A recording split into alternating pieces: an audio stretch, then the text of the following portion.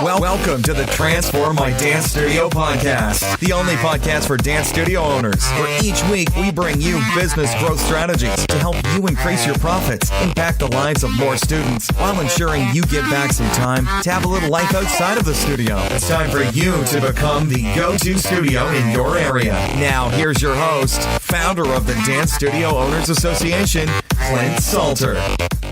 Hey there, dance studio owners. It's Clint Salter here from the Transform My Dance Studio podcast, and thank you so much for joining me this week. Today's guest is the amazing Jane Grech. Now, Jane is the founder and director of JG Creative, operation which runs Jane Grech Dance Centre, Pirouettes Dancewear, and the Adelaide Institute of Dance. As an empowering leader, Jane's businesses thrive from the power of a positive culture by design. Working with vision, her teams are a united and determined force. By embracing and enjoying challenges and celebrating success through having fun, she definitely has a lot of fun. Her people are not only personally and professionally fulfilled, they are her business's greatest assets. Jane is an author and a speaker on the topics of dance education, entrepreneurship, and leadership. She contributes to us, the Dance Studio Owners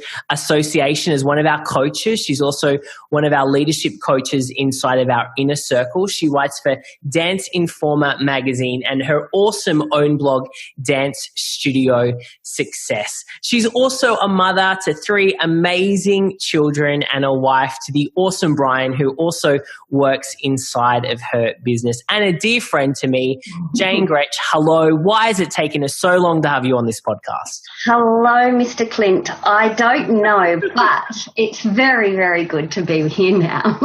It's very, very good to have you. So I'd like you to kind of start by telling us a little bit about your dance studio owner journey. Like, how did you get into this crazy world of running a dance studio? It is a crazy world, yes. And look, I got into it because I was born to do it.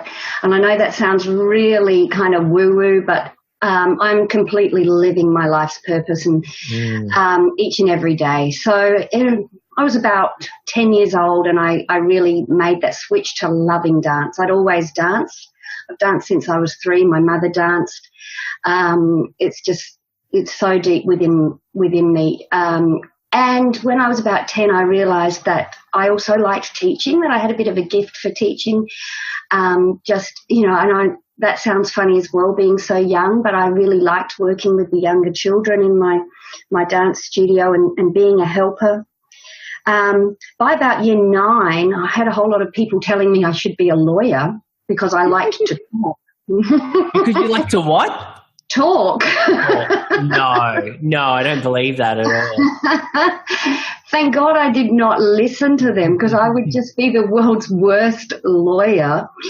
But I also realized at that time it was good to have people tell me what they thought that I should be, because I realized, no, that's not what I wanted to do, that I loved dance and I loved teaching.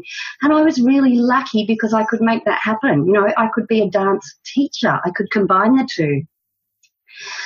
So I didn't always have my own business. I spent about 10 years working in other dance studios, and that was really, really good too. I loved every minute of that. And then when I was around about 26, I had the opportunity to start my own school, and I haven't looked back. And to be honest, it really is the most amazing life. It is a crazy life, but every day is different. I love all of the different aspects of it. I love that I get to work with children. I love that I can still dance myself. I love that I can be an employer who creates a workplace that is fun, as you mentioned. With lots of dress-ups. With lots of dress-ups. It is Thursday here, and we do have a hashtag Dress Up Thursday, so not sure what I've got planned for later on, but I try not to disappoint there.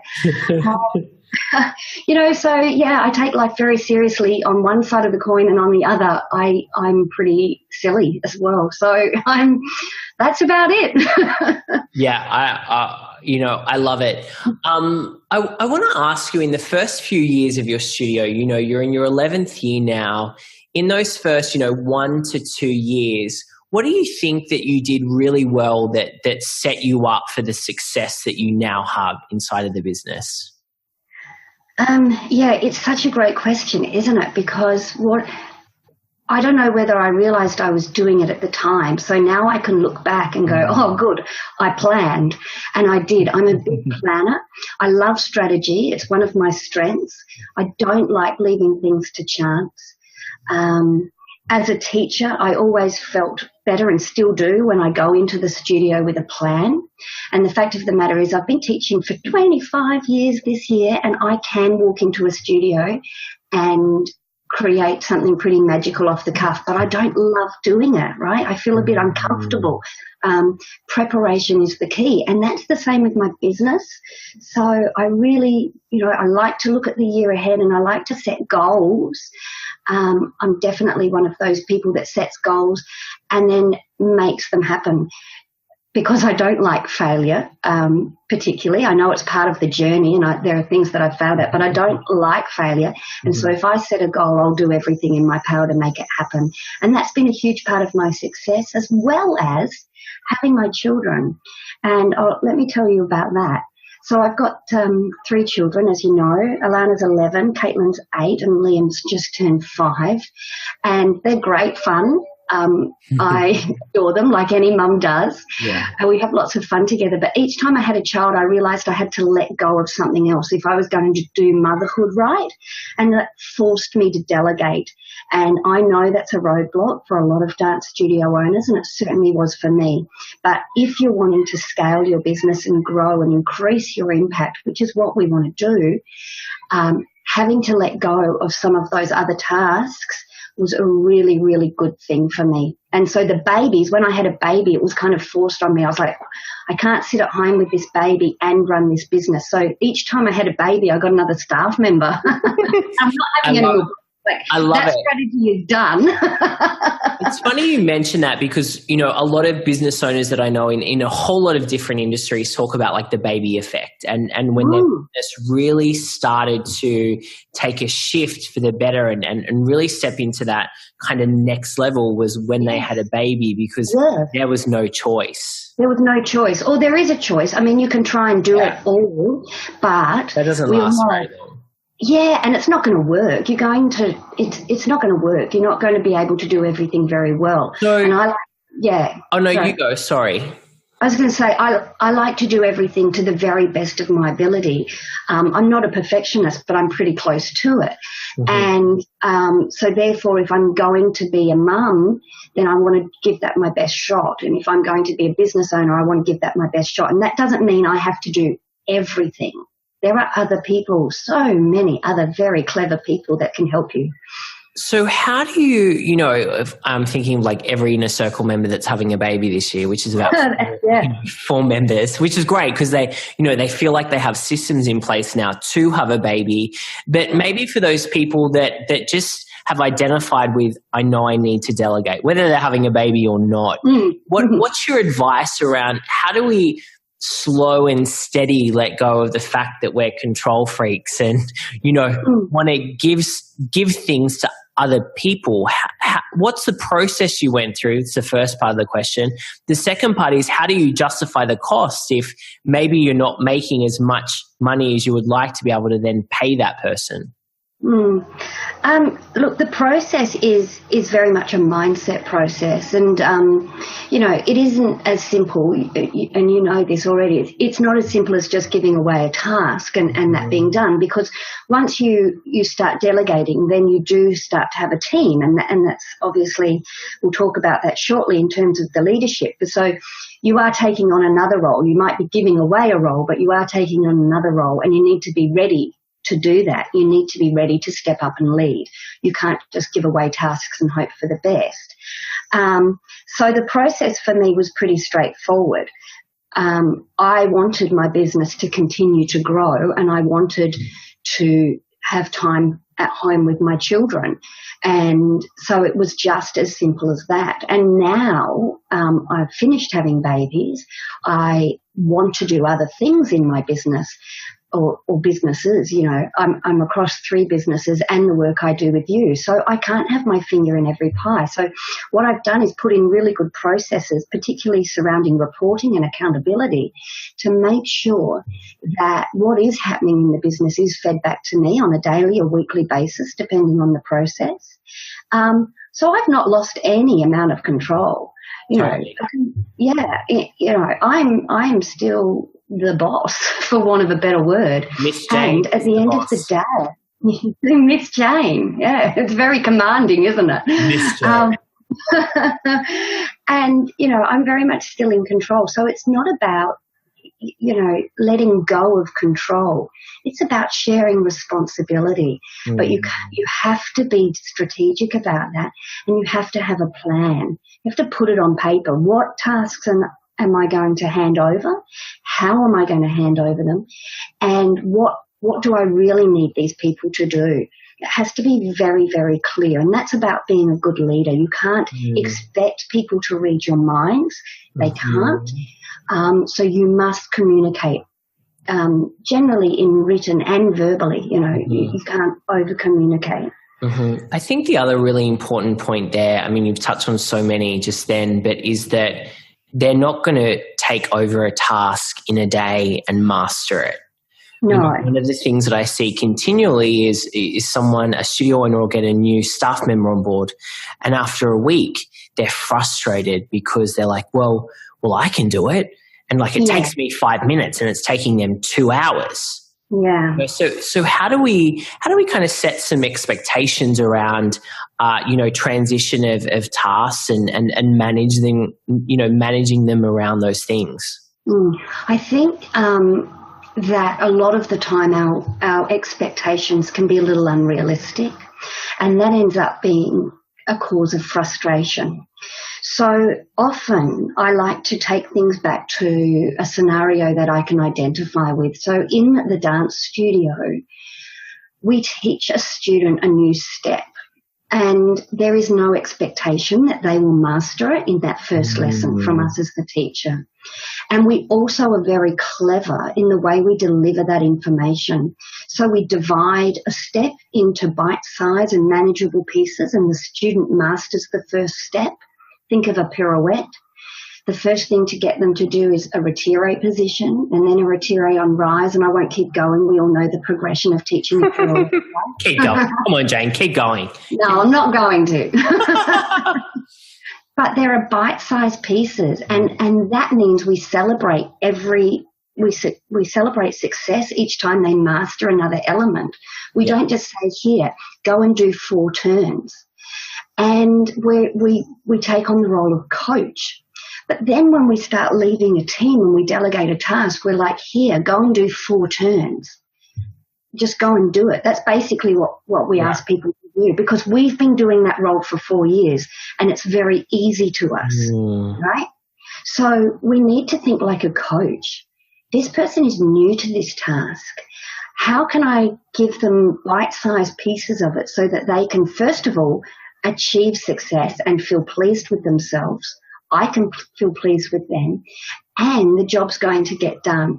I think sometimes we leave it too late to delegate, and it can be a little bit of an emergency reaction sometimes. We're so swamped. We need help, and so we just throw a task at somebody and say, help, and that's never going to work.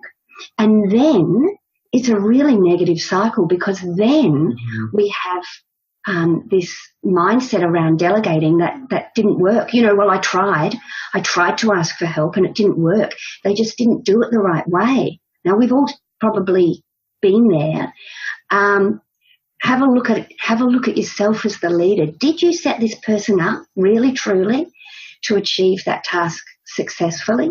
Did you give them all of the information they need to know? Let's be honest. Did you give them the required training or time? It's delegating is hard, but it's not impossible. And how important is it and how do we make that staff member feel safe around asking questions when they feel like they should already know something? Yeah, look, that's your job as the leader. You are the CEO of the culture in your studio. Do you have a culture is the first thing. And the other thing is, how approachable are you? You know, are your team members scared to ask questions? Because if they are, then you need to have a look at your leadership style. Now, you don't want people asking everything, everything. What should I do? What should I do? But you can empower people. You can say to them, listen, here's the information. This is what I need you to do. If you've got any questions, come and ask me. But when they do, get them thinking about it, because that's part of your role as a coach. So if my team member comes to me and says, oh, look, this is what's happened, what should I do? They know the first thing I'm going to ask them is, what would you do? And tell me why. And I say, because, you're in this job, you're in this role, and I've put you there for a reason, because I trust your thoughts on it. You've done the research. You tell me, what do you think you would do? Knowing that sometimes I might disagree with them. But that's really raising their thinking to a next level and encouraging them to take ownership for the decision making. Now, sometimes people just don't know what to do, and that's fine. They can say to you, look, listen, I really don't know in this situation. You go, okay, well, let's look at it. Let's look at it together and flesh it out together, because then you're teaching them how to make the decision in the next instance. And on a lower level, if they don't know how to do something that's quite simple and you're frustrated about that, look to yourself first, always. Leadership needs to really start with you. Did you give them the best instructions? Did you give them the best process or procedure to actually do it? And sometimes the answer is no, and that's okay. It just refines the process for the future. Yeah, this is gold. I want to jump into planning. One of the things you talked about early, which I loved, obviously Yes. I fall in love with these things. Is, you said I've never really been reactive. I've always been a planner. Yeah. So what is planning, and you can talk about any example you like, but what does planning look like for you? Like what is a planning process for Jane? Planning is an everyday activity for me. It obviously really fires up at the start of a new season. So for us in Australia, it's January, when I really plan out what I want to achieve in a year. But there are a whole lot of other things that make up a year, like months and weeks and days. And so I'm constantly planning. I plan my day every day. At the start of a day, I plan what I want to achieve. I've got better at lowering my expectations of myself, because I did used to try and achieve too much and then have feelings of disappointment.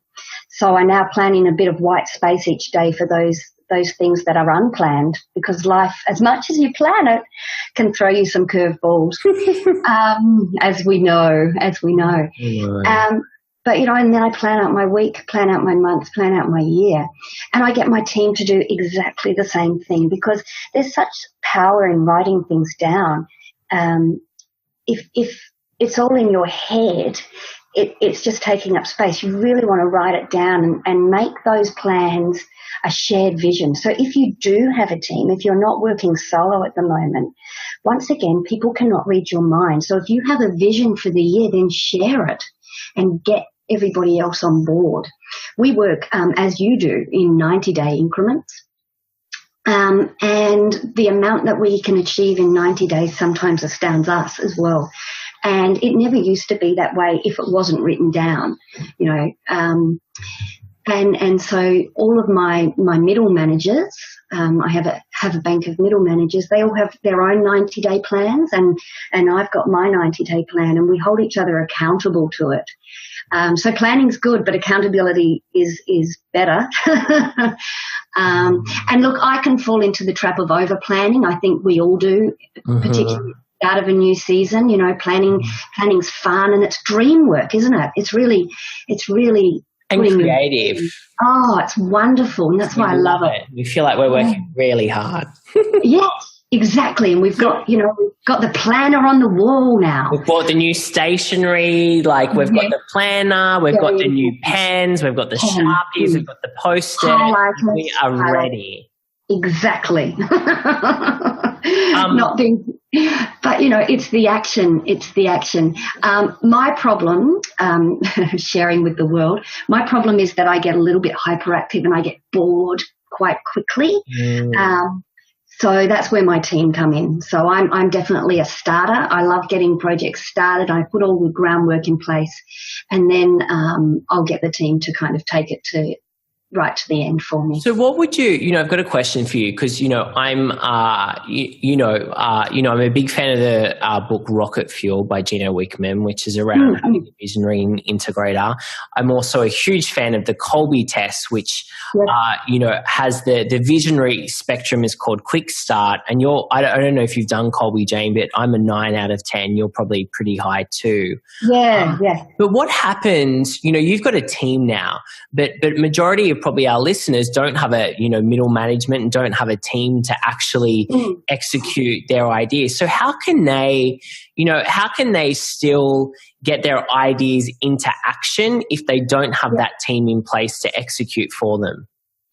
There are a couple of ways, and certainly that was my reality for a very long time. Of course, yeah. And so that weakness of mine, that I do get bored, for want of a better word, with a project, was certainly something I struggled with. But I tell you how I overcame it, and that was with the power of habit and self-discipline. And if you're going to be a business owner that achieves goals, then you need to have both of those pretty well nailed down. So if you're not achieving your goals, or you're not having the type of success that you're dreaming of, maybe stop planning and look at the power of habit first as a number one, and whether you're self-disciplined or not. And take it back to the bar. Dancers need to be not that kind of bar, Clint. The bar in the dance studio. Take it to the bar in the dance studio. BARRE. That's the one. Sometimes you need to take it to the BAR. Not me, never. Dancers need to be self-disciplined.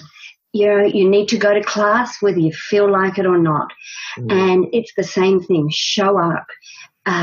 One of the best analogies that got me through was the fact that I go to a performance and I watch, whether it's ballet or a musical, and those performers are giving themselves 110%. They are giving me every ounce of them. And you know what? Sometimes they're not going to feel like it, but they show up and they get on the stage. So, yeah, sometimes I drag my feet a little up the path into my office if I'm a bit overworked and I'm tired, but the minute I put the key in the door, that's a signal to me. It's like I'm stepping onto the stage. It's a signal to me that says, you're at work, you now need to get up and show up and give this all you've got.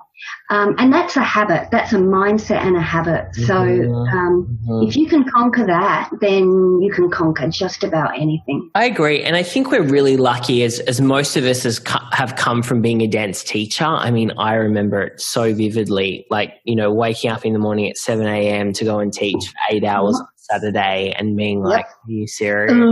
Yep. And walking in and being like, right, I've got this, and you are on and you perform for 8 hours. Yep, absolutely. You get KFC on the way home and you go home and you go to sleep. Literally though, I think with any job, any role is that, if we can set the mindset around being the performer, we are on and we are performing and we're delivering. That's also what creates just the most amazing experience for our students and our team members. And what can we give? What can we give? Right? Rather than what can we take, what can we get? It's not about us. Because I've found the more I give, the more I get back anyway. So those mornings that, and I know lots of people listening can identify with that scenario that you just walked through, because I can. I do still do a Saturday in the studio. It's one of my favorite days, but don't tell anyone. But there are still sometimes, 8 a.m. that I think, oh my gosh, I've got to get all the way through this today. And I, again, put my key in the door and go, what can I give? And we get so much more back. And it's the same even if you're working solo on a project. and you're starting to lose momentum and you're starting to lose motivation, what is this project going to give to others? And when we really focus on that, and it goes back to our why, which I know you live by, when we do go back there, we're going to be really motivated from deep within, and that's going to keep us going. Yeah, completely. I want to touch on, are you still okay for time? Just want to check. Absolutely. Yep. Right. No. I want to touch on you talked about, I'm not letting go of control because I've got reporting and accountability in place.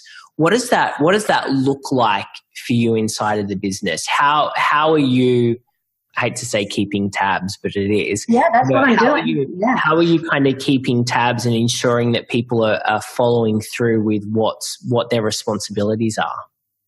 Yeah. And look, that's a big part of my week now is keeping tabs on people. Hello, my life. Yeah, absolutely. And I wonder if I'll share this with my team. No, yes. They know. They know. Well, and I think at the end of the day, they do know. I mean, because it's an honest conversation, and it's not, hey, I'm like checking up on you. It's, hey, I want to make sure that you are supported and are achieving and succeeding, because if they're going through a week and going, like, I love when my team say, I nailed this week. Like, I love that versus, Clint, I struggled this week. Like, the kids and this and that, that was hard and that came up. And so I want them to nail every week. And I think that's where you're coming from. Oh, absolutely. That's my job. Yeah. Is to make sure people have great weeks, great months, great years, to make sure that they come to work and they feel fulfilled and lifted up and encouraged and supported, and keeping them accountable is part of that. And I'm not trying to catch people doing things wrong. I'm trying to catch people doing things right and celebrate when they do. But I'm also running quite a large business. It needs to be profitable, because we all like to get paid, and part of that is keeping people accountable. And it's just human nature that sometimes things slide. So in terms of the actual practicality of what that looks and sounds like, I use a couple of electronic type mechanisms. One's Toggle, which is for my team members who are on kind of out of studio tasks.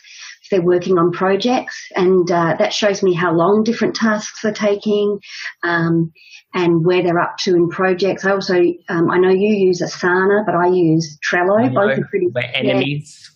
Yeah. Look, I just found Trello first. I'm not anti-Asana. I know you think I am, but I'm not. Trello. We have got a lot of inner circle members on Trello as well. And, I've worked on the acceptance piece of that.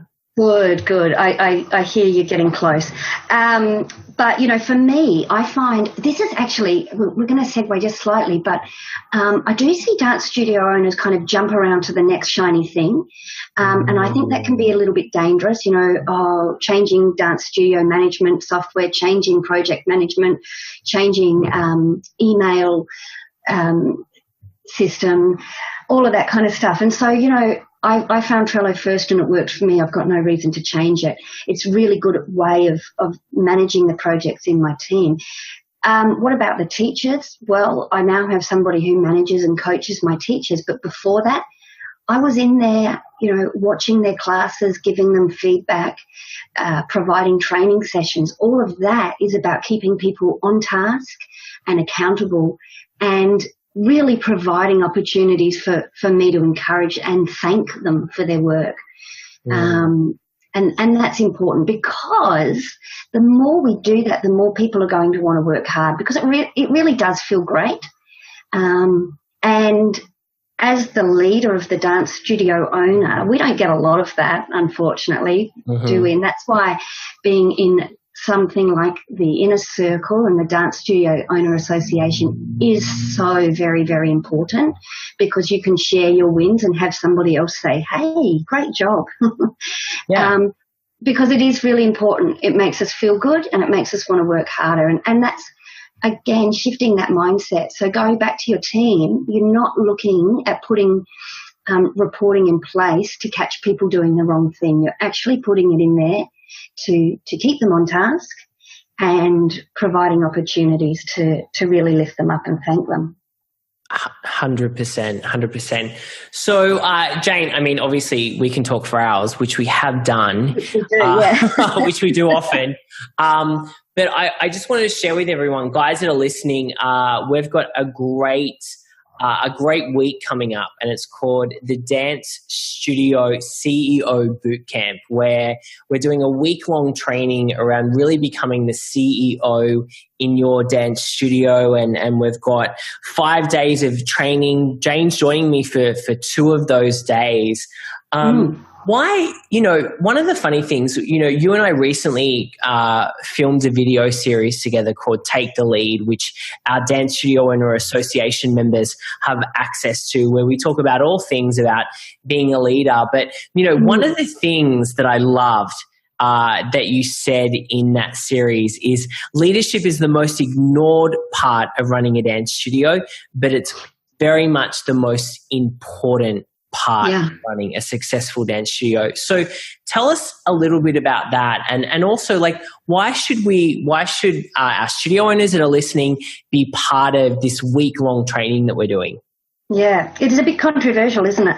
That I think that, but I stand by it, and I think because it doesn't have a very obvious outcome, like in the very short term. It's not a Facebook ad. It's not a Facebook ad where you can measure it in terms of click-through and enrollment. In a day. Yeah, in a day, and it costs $12.50 or something. Yeah. And I think that's why. Because it's not so obvious when it's going well, but let me tell you, it's really obvious when it's going badly. And so because of that, it gets a little bit shelved. It gets pushed to one side. It's not as urgent. All of these other things are more urgent because they're the ones that are getting the enrollment in, answering the phone and that kind of thing, responding to emails, all of that urgent work that must be done. Well, schedule time to look at yourself as a leader, because I tell you what, that's really urgent. If you're growing your team, and that's the best time to do it, is right at the start, but it's never too late either. It's never too late to look at it. If you've got a team, then you really need to factor that into your week and make time for it, and don't ignore it, because if you ignore your role as a leader, you're going to create problems that just don't have to happen. And guess what? All of those are going to be urgent. You're going to spend time, I've said this before, you're going to be spending time putting out fires. But that's not the job of the leader. The job of the leader is not to put out the fires. The job of the leader is to light the fire within the people that work for them. That's important. That's what's important. And I think, like, as you say that, one of the big things there is that I always say, like, as a dance teacher, because, a lot of studio owners are dance teachers at some point. And as a dance teacher, we're really playing a short game. We create choreography. We go into the class, we teach it, everyone claps and hugs us and say, "Oh my God, Mr. Clint, that was amazing. That was amazing." We go home and we feel really fulfilled, right? We get fulfillment in a day. As a studio owner, though, we're playing a long game. It is a long game. The activities that we do, we might be chipping away every single day and not see a result for 6 months, 12 months, 2 years. And let me share very quickly the journey of one of my team members. She's been with me for 6 years, and she started as a dance teacher, and we've worked with her in that role. She was not all that confident. She was always very gifted, but not always that confident in her abilities, doubted herself. I've worked with her for 6 years now, and I've watched every year her blossom. There's no other word for it, to really just, she is really reaching her potential now as an individual, both in what she can give to the business, but she lights up. Her life is richer because of the happiness she's found in her work. She feels fulfilled and valued.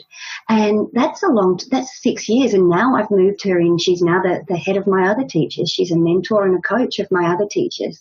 And it's my hope for her that she can take those teachers on the journey that she's been on. Now that's 6 years. But I can't tell you, there is nothing more fulfilling. I love my students and I love watching them grow into the young people that they are. But there is nothing more fulfilling than watch people really come to their full potential and live a life that you're living. You know, you and I both live a life of purpose and passion, and we light up because of that. And now I'm watching that in others, and it's really, really exciting. And I feel blessed because of that. 100%. And you've put the time and energy into creating that within your team.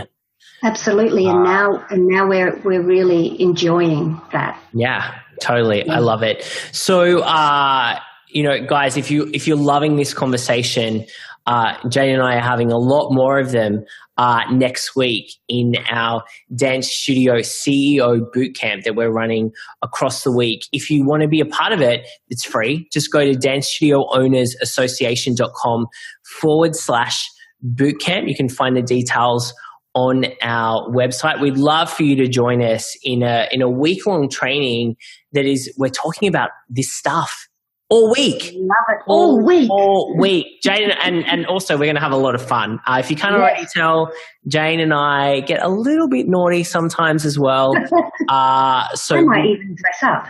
We would love you to come along and join us for the CEO Bootcamp that we're running just for Dance Studio owners, just for you guys. In the meantime, though, Jane, where can our studio owners go to find out more information about you and your leadership principles? Yeah, absolutely. There's a couple of places they can go, Clint. The first, if they want to learn more about my school and what I'm doing here in Adelaide, they can go to janegretchdancecentre.com.au. It's all lowercase, all one word. And the blog is at dancestudiosuccess.com.au. And there's lots of stuff about leadership on there as well. Yeah. Awesome. Lots of cool stuff. But like I said, if you're resonating with this message and you feel like it's time for you to step up to the plate when it comes to becoming the CEO of your dance studio, join us for a free week of training, Facebook Lives, a great workbook for you to work from as well, dancestudioownersassociation.com/bootcamp. Jane Grech, always a pleasure and a delight to chat with you. Thank you so much for spending a whole bunch of time with our studio owners in sharing your wisdom. Oh, absolutely. My pleasure. I am very honoured to be asked to help. And it's actually a real delight to serve the members, and I'm looking forward to the boot camp. I know that we're going to have lots of great conversations. So looking forward to it. And I thank you. Lots of fun. And maybe one day we both need to wear dress up. I think so. Dinosaur onesie, here we come. Thanks, Jane. Thanks, Clint. Thank you for joining us today. For all the resource links from the show and to receive access to our free dance studio growth training, make sure you visit transformmydancestudio.com.